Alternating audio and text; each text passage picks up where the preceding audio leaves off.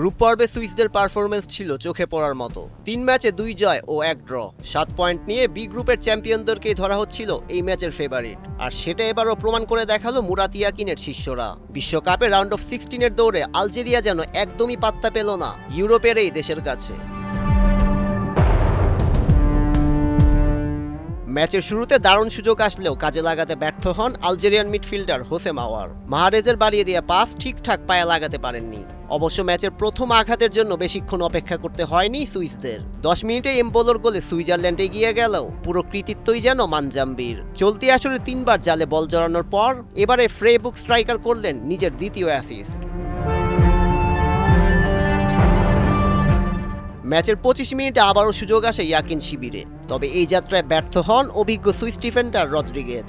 Bullet গতিতে shot নিলেও তা বেরিয়ে যায় গোলপোস্টের অনেক বাইরে দিয়ে। 36 মিনিটে মানজাম্বিকে থামাতে গিয়ে ফাউল করে বসেন ফারেস চাইবি আর হজম করেন ম্যাচের প্রথম হলুদ কার্ড। বিরতির পর আবারও ঝলক দেখায় সুইজারল্যান্ড। বাঁশি বাজার 48 সেকেন্ডের মাথায় দুর্দান্ত শটে সুইসদের ব্যবধান দ্বিগুণ করেন এনদোয়ে।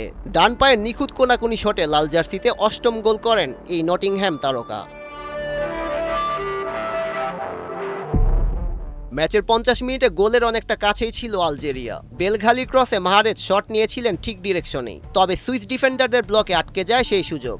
এর 8 মিনিট পর ডেজার্ট ওয়ারিয়রদের আক্রমণে পরিবর্তন আনেন কোচ ভ্লাদিমির পেটকোভিচ। বদলি হিসেবে মাঠে নামান আমিন গৌরি ও জাওয়েন হাতজেনকে।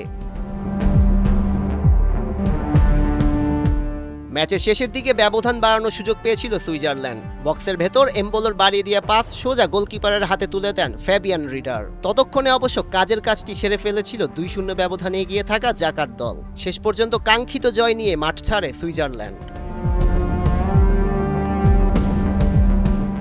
জর্ডানের বিপক্ষে জয় আর অস্ট্রিয়ার সঙ্গে লড়াকু ড্রয়ের পর কিছুটা আশার পথ দেখেছিল আলজেরিয়া, তবে সেই স্বপ্ন ধূলিসাৎ হলো সুইসদের দাপুটে লড়াইয়ে। এবার দেখার পালা, শেষ 16তে কি জয়ের ধারা ধরে রাখতে পারে কিনা এই উড়ন্ত সুইজারল্যান্ড। সৈয়দ রেজান রহমান, ৭১।